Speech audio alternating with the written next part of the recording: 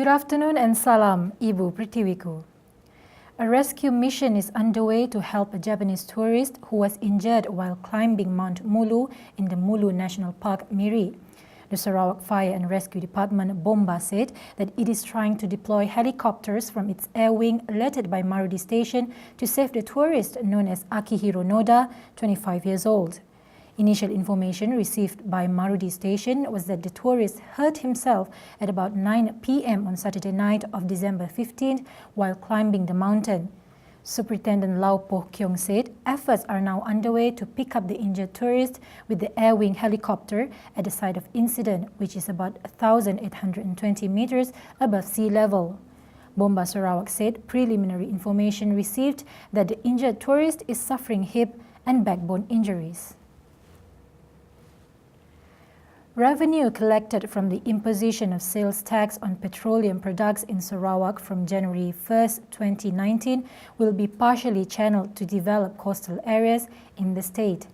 Chief Minister Datuk Patinggi Abang Johari Tun Openg said his administration would not need to request for funds from the federal government when it comes to developing these areas, since the efforts are for the benefits of all Sarawakians. Abang Johari said once the coastal highway is in place, he believes the household income of rural folk as well as farmers will go up accordingly. He said not only will the Sarawak government bring about development in coastal areas, but it will also make sure every household across the state is eventually equipped with electricity and treated water supply. Datuk Seri Dr. Ahmad Zahid Hamidi has urged party leaders and members not to defeat just to save themselves from being investigated. Dr. Ahmad Zahid also said that internal fighting would lead to the fall of the party. Zahid, when quoted during the party's recent Temerloh retreat, added the ulamas had told him that UMNO's loss in the 14th general election in May was a cleansing process and that the party should instead use its ammunition against its enemies instead of against others in UMNO. Dr. Ahmad Zahid also exposed that he has been pressured to resign following an exodus of members, including members of parliament, from the party.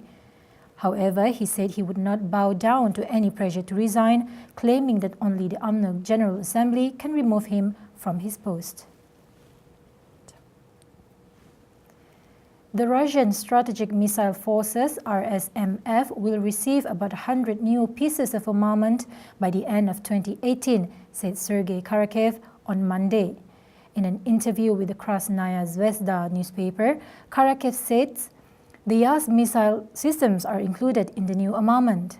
According to Karakev, the Dombarovsky division is said to be the first in Russia to be armed with the new Avangard hypersonic missile systems in 2019. Karakev said within the framework of the state armament program, the most advanced Samad intercontinental ballistic missile is planned to be deployed in missile regiments of the Uzhur division in 2021.